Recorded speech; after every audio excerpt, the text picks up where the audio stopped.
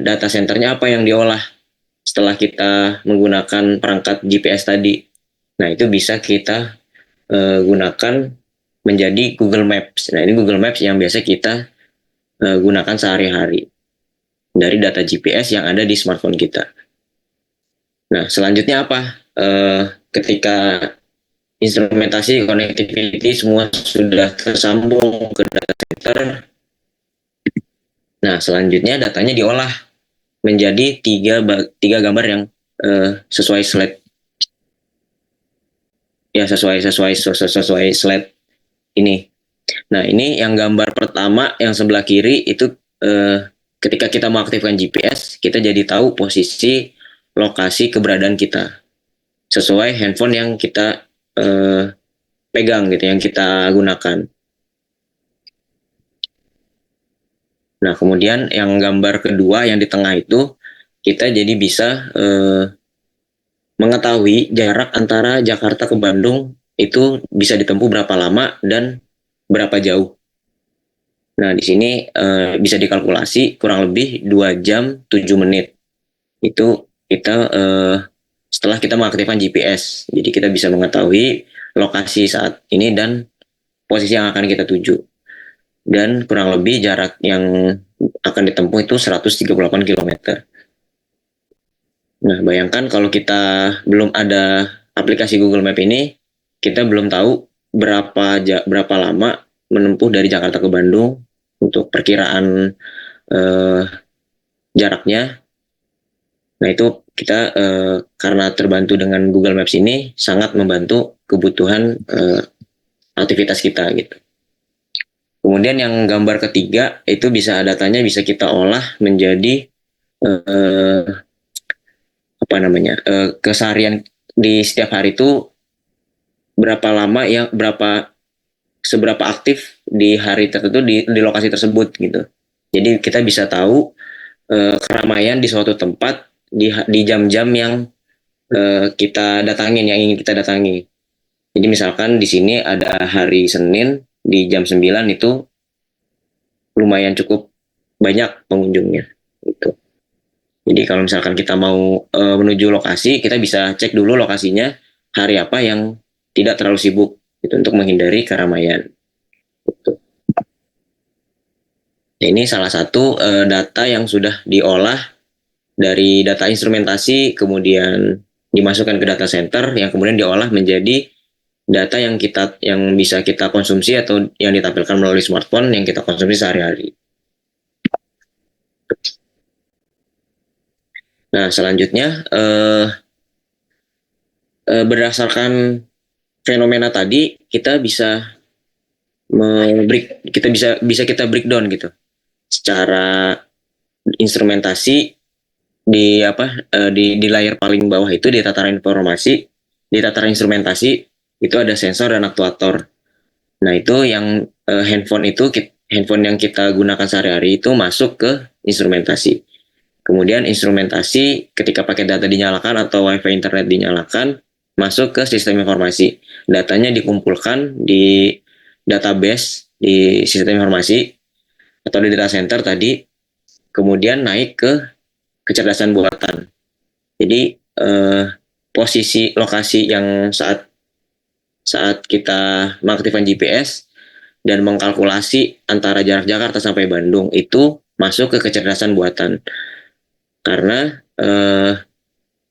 karena yaitu diprediksi dari sesuai lokasi jarak antara lokasi satu ke lokasi kedua. Itu masuk kecerdasan buatan. Selanjutnya yang tataran keempat itu gamifikasi. Jadi gamifikasi itu contohnya yang digambar ke yang kedua, yang di tengah. Jadi gamifikasi itu maksudnya komponen game yang kita implementasi ke tataran fenomena di konsep IoT. Nah, progress bar yang kita jalani dari Jakarta sampai Bandung itu masuk ke komponen yang diimplementasi di dalam game. Jadi kita bisa tahu sudah berapa jauh kita sebelum menuju lokasi. Nah, itu progress bar itu antara Jakarta sampai Bandung itu masuk ke tataran yang keempat atau tataran sistem gamifikasi. Nah, tataran fenomena ini uh, sudah diimplementasi di beberapa aplikasi. Contohnya di Google Maps ini menggunakan konsep sistem 4 layer. Kita menyebutnya konsep sistem 4 layer. Nah, alat-alat ini yang kita implementasi ke project-project IoT yang tim LSKK kembangkan. Nah, ini kalau kita breakdown lagi, instrumentasi itu bisa sebuah perangkat. Instrumentasi itu basisnya perangkat, dan di perangkat itu ada sensor dan aktuator. Kemudian di sistem informasi naik ke level 2-nya, di data center atau informasi data sebagai pengolah data atau database. Lebih enak disebutnya database atau data center. Nah, itu tempat berkumpulnya semua data yang diambil dari instrumentasi masuk ke data center. Kemudian setelah datanya sudah terkumpul banyak, bisa diolah menjadi kecerdasan buatan. Nah, ini contoh kecerdasan buatan itu bisa prediksi jarak tempuh atau posisi terdekat. Kemudian di layer terakhir, gamifikasi itu berupa achievement, progress bar, atau leaderboard. Nah, untuk gambar kedua tadi itu, ini masuk ke progress bar. Kemudian di Google Map juga kita bisa lihat leaderboard atau achievement. Misalkan kita sudah mengunjungi lokasi tertentu, nanti bisa dapat achievement gitu. Biasanya seperti itu. Oke. Berangkat dari konsep tataran fenomena ini yang 4 layer, tentu saja kita sebagai engineer atau sebagai engineer ya, kita berangkat dari persoalan. Jadi sebelum 4 layer kita kembangkan atau kita implementasi, kita balik lagi kita flashback dulu ke persoalan yang akan kita selesaikan. Nah, untuk kasus Google Map itu kita menyelesaikan persoalan untuk menentukan jarak tempuh dari satu lokasi ke lokasi selanjutnya, dan berapa lama waktu yang akan ditempuh. Bayangkan sebelum adanya Google Maps, orang-orang untuk menempuh suatu lokasi menggunakan kertas atau map atau peta. Nah, itu cukup kompleks jika sedang di jalan gitu. Jadi sekarang dengan adanya Google Maps ini, kita menyelesaikan satu persoalan untuk menuju lokasi menjadi lebih ringkas gitu, lebih simple, lebih seperti itu. Nah, oke. Kesimpulannya jadinya IoT itu bukan hanya tentang hardware dan bukan juga tentang data. Jadi IoT itu adalah sebuah layanan. Nah, jadi layanan itu yang paling penting di antara komponen yang lainnya. Tapi komponen lain juga perlu sebagai pendukung. Tapi untuk yang paling penting di antara 3 komponen itu ya layanan itu sendiri. Karena layanan itu perlu di maintenance, perlu di handle. Kalau data centernya mati, ya kita perlu jadinya alatnya tetap berfungsi, tapi datanya tidak bisa kita ambil. Jadi kalau misalkan ya data center itu harus di maintenance dan dinyalakan terus menerus atau nyala atau aktif untuk mendapatkan data dari instrumentasi dan ditampilkan ke smartphone atau website. Nah, ini beberapa perangkat IoT yang sudah kita kembangkan bersama LSKK dengan PPTIK.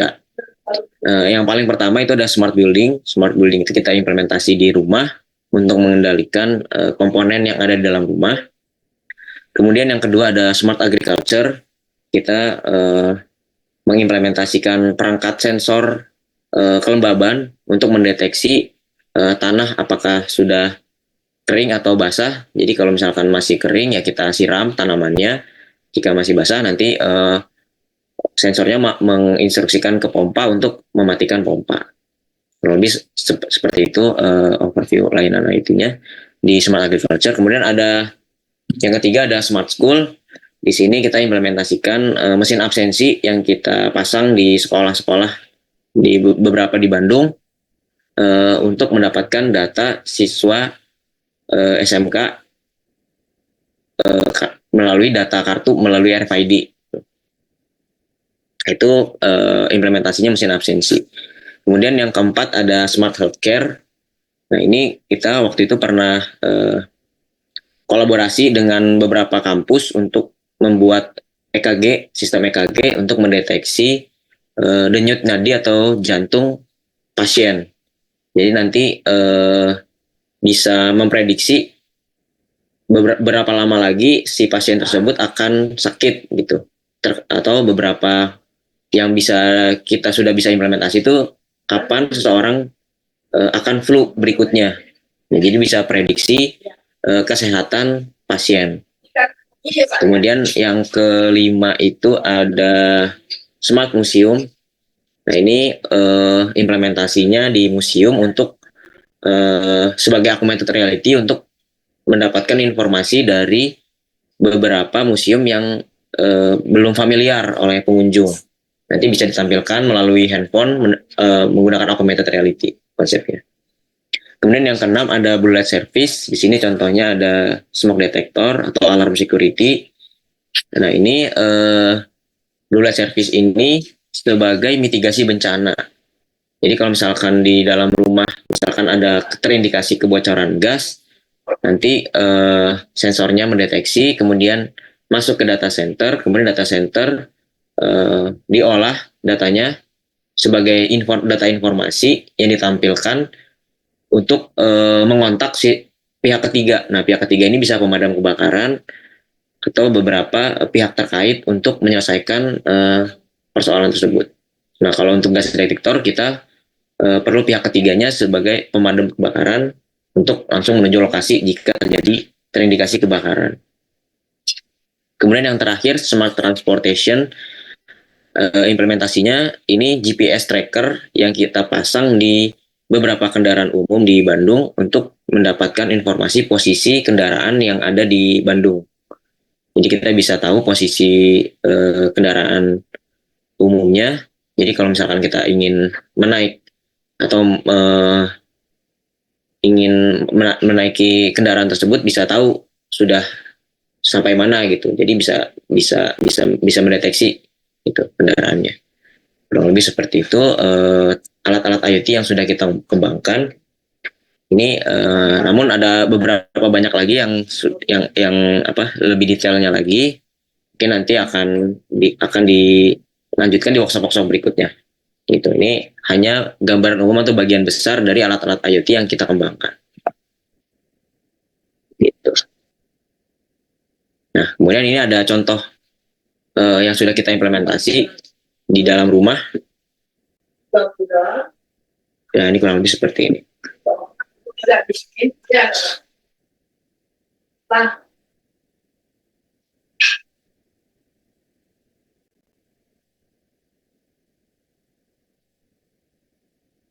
Nah, ini alat-alat instrumentasinya juga kita bangun sendiri, kita buat, kemudian disambungkan ke lampu atau yang ada di perangkat yang ada di dalam rumah. Kemudian yang di sisi kanan ini aplikasi yang kita bangun juga oleh tim developer. Nah, ini lampunya menyala ketika ditekan on. Ini lampu di kamar mandi atau di toilet. Ini lampu untuk di dapur.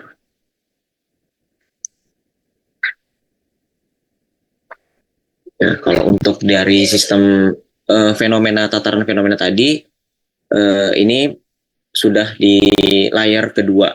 Jadi datanya sudah dikumpulkan, aktivitas data lampunya, kemudian sekarang sedang kita kembangkan untuk menuju ke layer 3 untuk mengotomatiskan lampu ketika yang biasanya dinyalakan setiap jam 6 atau jam 7 nanti untuk bulan berikutnya akan otomatis. Jadi untuk layer 3-nya sedang kita kembangkan ke arah sana. Kemudian ini ada video Smart Agriculture yang sudah kita buat di LSKK. Ini Smart Hydroponic. Ini tanaman yang sudah berhasil ditanam.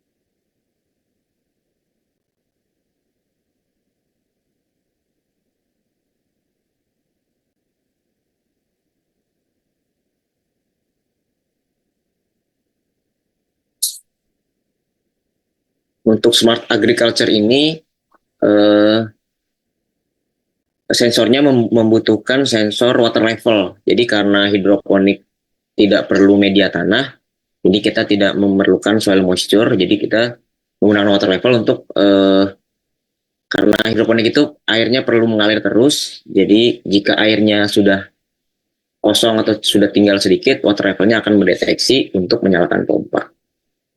Kemudian jika water levelnya sudah mendeteksi ketinggiannya sudah hampir penuh, nanti pompanya akan mematikan pompa. Aktuatornya mematikan pompa.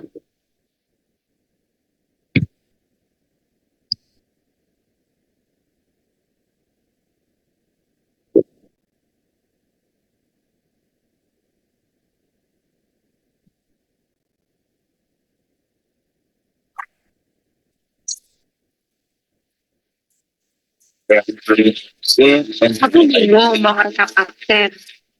Terus datanya masih manual. Cari berkas bertumpuk-tumpuk dan berserakan yang jelas-jelas nggak karuan. Duh, pusing. Mana besok deadline? Tenang aja. Sekarang udah ada nih mesin absen yang bantu kamu buat ngerekap absen jadi lebih mudah.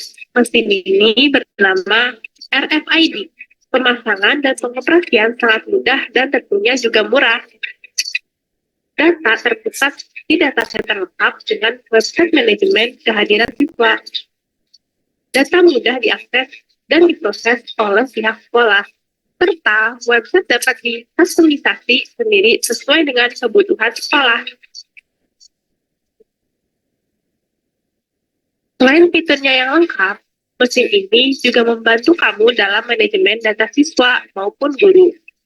Siswa. Nah, ini untuk perangkat absensinya dipasang sebelum siswa memasuki kelas gitu. Jadi sebelum di kelasnya itu ada perangkat absensi, kemudian nanti siswa diberikan kartu RFID yang sudah didaftarkan sebelumnya. Jadi nanti data siswanya terekap masuknya jam berapa dan nanti keluarnya jam berapa masuk ke website. Hanya perlu melakukan tap kartu pada mesin RFID setiap kali akan melakukan absen.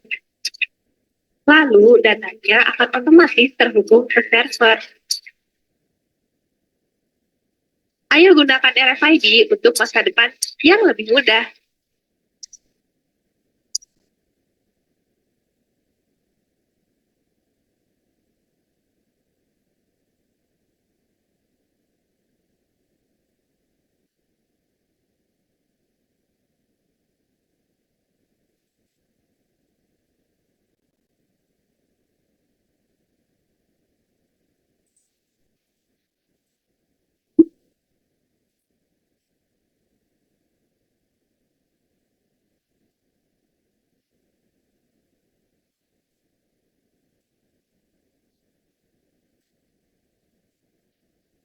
Selanjutnya ini ada smart healthcare atau home care yang kita kembangkan menggunakan alat EKG dan juga ada elektroda yang akan dipasang di eh, tubuh pasien.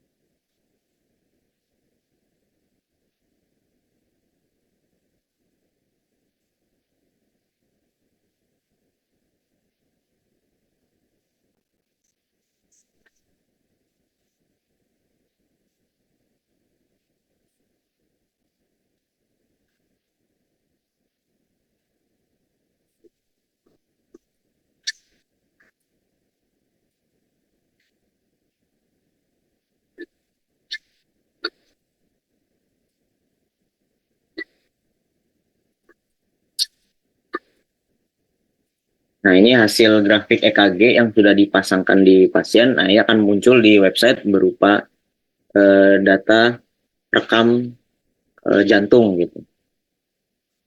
Jadi ya, kurang lebih akan tampilnya seperti ini di website.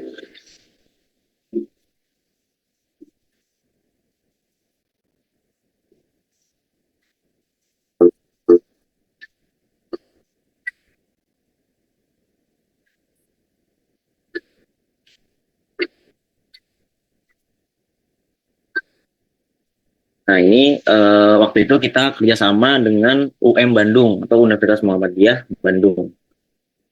Jadi dengan PPTK kerjasama waktu itu mengembangkan aplikasi home care atau home care digital medical system. Gitu.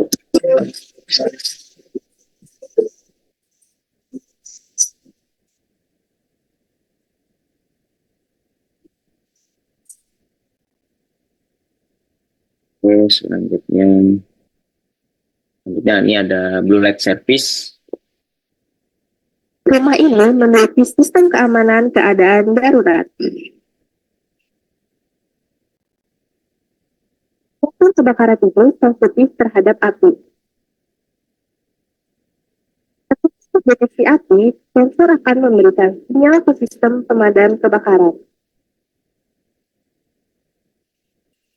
Sensor ini akan mendeteksi adanya gas breaker dan akan langsung mengaktifkan sebuah buzzer yang akan berbunyi sebagai peringatan kepada penghuni rumah.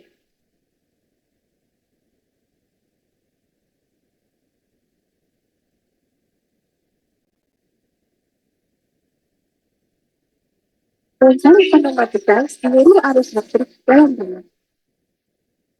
Saat pembeli ditekan, sistem akan segera memberikan peringatan kepada pemadam kebakaran. Pemadam kebakaran memiliki akses ke sebuah website khusus yang memantau wilayah di sekitarnya. Jika ada laporan kebakaran, sistem akan memberikan notifikasi kepada petugas pemadam kebakaran. Tak hanya itu, pemadam kebakaran juga dapat mendengar suara sunyi yang dihasilkan oleh panik button. Dengan sistem keamanan ini, ketika ada kebakaran di rumah, pemadam kebakaran akan segera diberitahu melalui notifikasi dan suara sunyi. Sehingga, mereka dapat segera datang ke lokasi kejadian untuk mengatasi situasi darurat tersebut.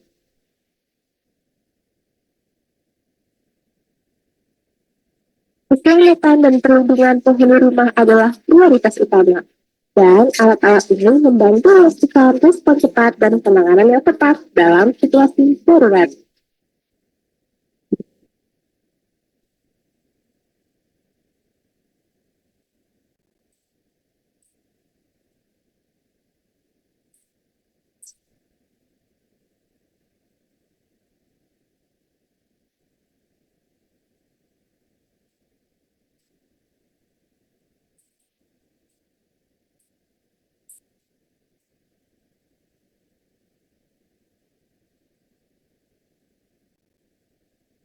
Oke, mungkin cukup sekian beberapa overview perangkat IoT yang sudah kita kembangkan PPTK dengan LSKK. Mungkin mungkin selanjutnya sesi tanya jawab mungkin ya kalau ada yang berkenan bertanya dipersilahkan atau boleh raise hand. Nah, oke, sebelumnya terima kasih yang sudah menyaksikan workshop kali ini. Kurang lebihnya mohon maaf bila ada salah-salah. Terima kasih. Wassalamualaikum warahmatullahi wabarakatuh.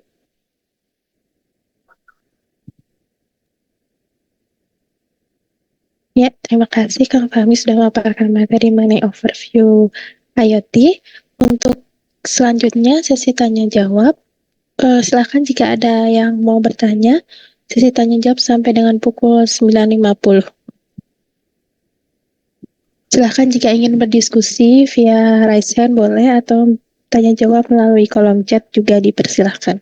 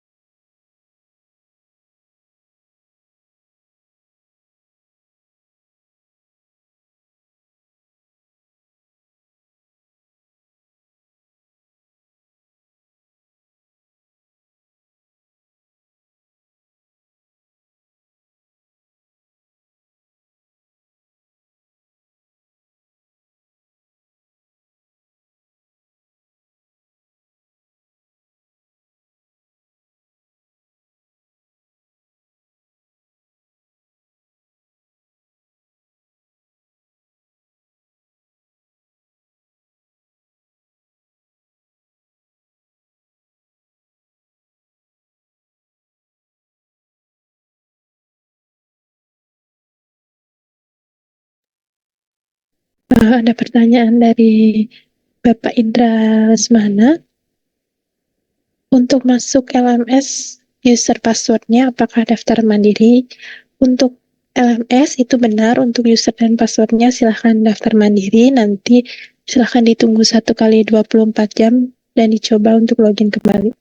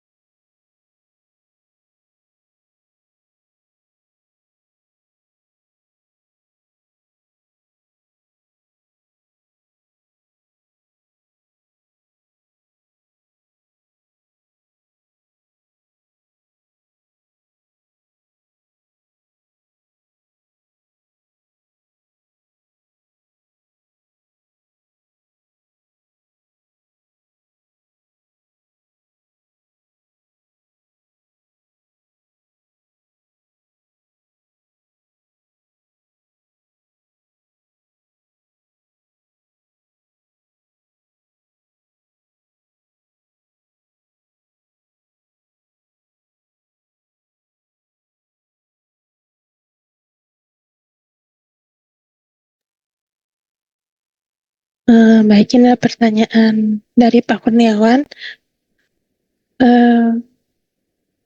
Jika sekolah ingin menerapkan smart school, kira-kira habis biaya berapa? Mungkin Kang Fahmi boleh bantu jawab, mungkin apa aja yang perlu disiapkan gitu untuk penerapan smart school di sekolahnya.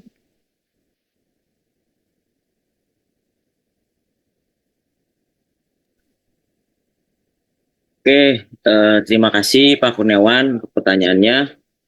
Mungkin saya akan jawab beberapa yang saya pahami, saya tahu ya. Untuk menerapkan smart school ini eh, kira-kira kita perlu mempersiapkan instrumentasinya pertama. Nah itu mungkin bisa kontak Mas Yogi. Untuk sekarang untuk yang bagian pengurus untuk kerjasama antar SMK dari LSKK, itu kisaran 500 sampai 1 juta mungkin ya, kurang lebih. Nah itu mungkin nanti bisa ditanya lagi ke Mas Yogi atau admin LSKK. Nah untuk penerapannya itu tidak hanya instrumentasinya, kita juga ada menyediakan websitenya yang bisa yang bisa kita bangun sama-sama. Jadi nanti domainnya bisa nama sekolah terkait, ya nanti dibuatkan templatenya, kemudian nanti sekolah tersebut tinggal memasukkan domainnya gitu, kurang lebih seperti itu. Nah untuk sistem kerjasamanya juga berkelanjutan, tidak hanya membeli perangkat instrumentasinya dan websitenya, diharapkan berlanjut sampai seterusnya, karena urusannya dengan data center, kita perlu berlangganan data center yang sudah kita bangun dan perlu di maintenance juga. Kalau bisa teman-teman sekolahnya juga bisa kita kita workshopkan gitu, kita ajarkan cara merakit mesin RFID-nya untuk jurusan elektro atau jurusan informatika. Nah untuk jurusan informatika bisa diarahkan untuk ke tim developer untuk membuat websitenya atau bisa membuat aplikasinya juga, kurang lebih seperti itu. Jadi diharapkannya siswa-siswi sekolah tersebut bisa belajar gitu alat-alat IoT yang sudah kita implementasi. Harapannya akan dikembangkan di sekolah tersebut, begitu. Semoga menjawab pertanyaan.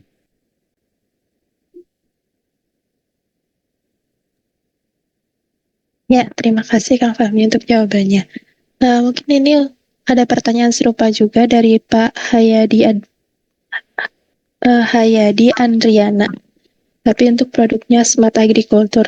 Mungkin untuk lebih lanjutnya, Bapak boleh kirim nomor WhatsApp-nya ke saya atau melalui kolom chat nanti supaya bisa kami hubungi terkait biaya berapanya serta apa saja yang perlu disiapkannya. Ya mungkin gitu ya. Mungkin kalau Smart Agriculture ya kita sederhananya alat IoT yang kita implementasi ya pasti ada sensor dan aktuator. Nah itu nanti bisa dikonsultasikan ke admin untuk rincian biayanya lebih tepatnya, karena skema pembeliannya ya kita kerjasamanya berkelanjutan gitu. Siswa-siswinya belajar alat IoT-nya, kemudian nanti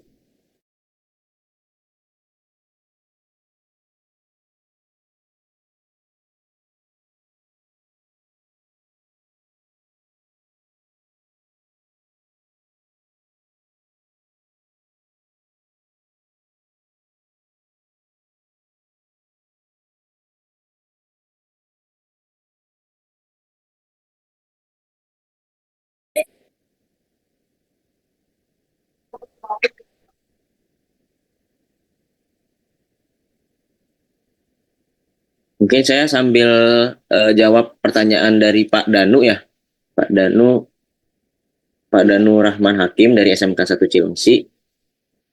Untuk kegiatan workshop kali ini, tujuan kedepannya kita saling bekerja sama antara pihak LSKK dengan beberapa sekolah untuk mengimplementasikan alat-alat IoT yang sudah kita bangun, dan ya kurang lebih seperti itu. Jadi karena di tim LSKK ini tidak cukup banyak orang-orangnya, jadi kita perlu mengajarkan kembali atau ya, implementasi yang sudah kita bangun untuk diterapkan di beberapa sekolah. Harapannya menjadi technopreneur gitu. Jadi mungkin di sekolahnya berinovasi kembali alat IoT yang sudah kita kembangkan, diinovasi kembali, dan kemudian dapat dijual di sekitar wilayah sekolah gitu. Harapannya ya perangkat IoT ini mudah dipelajari gitu harapannya.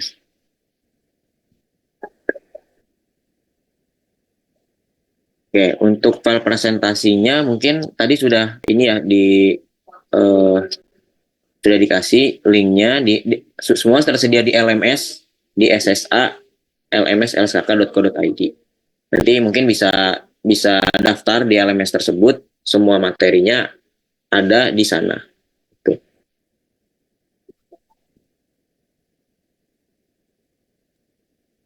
Ya, mungkin lanjut ke sesi selanjutnya ya. Untuk sesi kedua, mungkin untuk pertanyaan-pertanyaan terkait LMS nanti sekalian saya jawab di akhir sesi aja mungkin. Untuk pemateri kedua ada Kang Fijar. Gimana Kang Fijar, udah siap? Siap teh, boleh. Ya, emang nggak dilanjutkan Kang Fijar untuk pemateri kedua.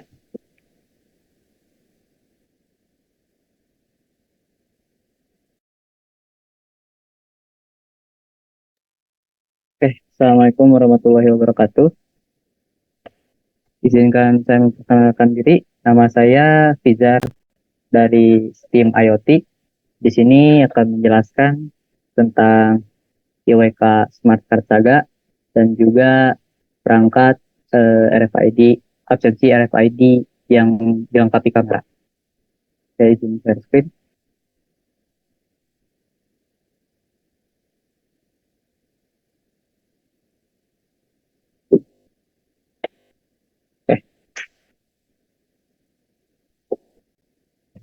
Oke, sebelum masuk ke slide selanjutnya, di sini saya akan menjelaskan dulu apa itu IWK. IWK di sini adalah sebuah alat untuk media pembelajaran untuk siswa-siswi atau SMK, siswa-siswi SMK atau SMA. Jadi IWK ini digunakan untuk pembelajaran sebagai media pembelajaran untuk membantu siswa-siswi SMK untuk mempelajari sebuah alat IoT. Oke. Lalu ini ada pengertian tentang Smart Card Saga. Smart Card Saga merupakan mesin absensi yang dapat menyimpan data kehadiran pengguna yang nantinya akan diolah untuk menjadi suatu informasi yang ditampilkan di website dan aplikasi mobile. Untuk cara kerja dari perangkatnya sendiri, di sini sudah pasti ada sensor RFID. Di sini menggunakan microcontroller ISP Node MCU ESP8266. Nah, untuk cara kerjanya sendiri, saat kartu ID di tap ke RFID reader, dia akan menerima informasi dari ID card tersebut, lalu diolah oleh Node MCU ini. Kemudian dia akan memberi indikator berupa LED dan juga buzzer untuk memberitahu jika kartu tersebut sudah berhasil dibaca oleh Node MCU. Node MCU di sini kemudian akan mengirimkan informasi data ID card tersebut melalui RabbitMQ. Kemudian data tersebut dicocokkan di database yang nantinya dapat dilihat melalui website ataupun aplikasi. Nah, di sini ada beberapa komponennya. Ada RFID card. Di sini sebuah kartu untuk pengenalan di mesin akses elektronik seperti mesin akses kontrol dan mesin atensi. Lalu ada RFID reader yang berfungsi untuk mengirimkan data dari RFID card ini, kemudian diproses nantinya di microcontroller. Lalu di sini ada Node MCU ESP8266 berfungsi sebagai pengirim dan penerima data, berfungsi juga sebagai pengendali sesuai yang sudah dibuat programnya dan dapat terhubung dengan jaringan Wi-Fi. Lalu di sini juga menggunakan adaptor adapter 10 watt berfungsi sebagai penyedia tegangan. Di sini ada dua indikator. Yang pertama ada LED berfungsi sebagai lampu indikator untuk menunjukkan status dari perangkat tersebut. Untuk buzzer di sini indikator sebagai indikator suara. Nah, untuk cara menggunakannya, ini ada sebuah video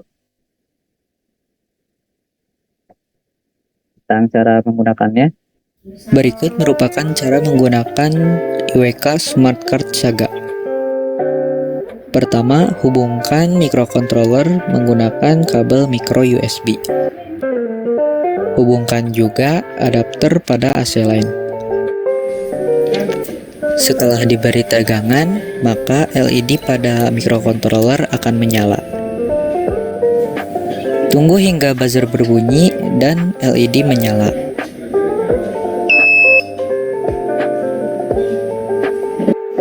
Jika ID card ditempelkan pada RFID, maka buzzer akan menyala dan LED akan berkedip 2 kali. Untuk mengecek ID card yang sudah ditempelkan, bukalah IWK Smart Card Saga, kemudian isi kredensial login sesuai dengan buku panduan. Setelah berhasil login, maka akan ditampilkan nama lengkap, MAC, jam, tanggal, sekolah, dan ID.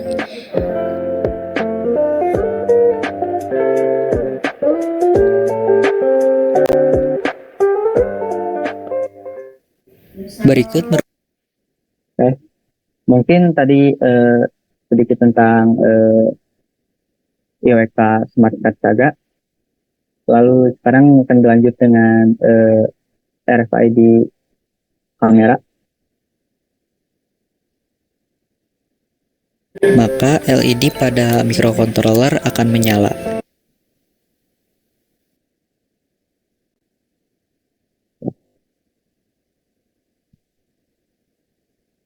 Selanjutnya ada di sini RFID cam, mesin presensi. Apa itu RFID cam? RFID cam di sini merupakan sebuah alat absensi yang dapat mengambil gambar. Jadi dia menggunakan dua sensor dalam pengaplikasiannya. Untuk sensor pertama seperti IWK Smart Card Saga, dia menggunakan RFID. Lalu ada tambahan ESP32 cam. Itu fungsinya untuk mengambil gambar dari pengguna yang melakukan absensi. Oke. Terdapat beberapa komponen yang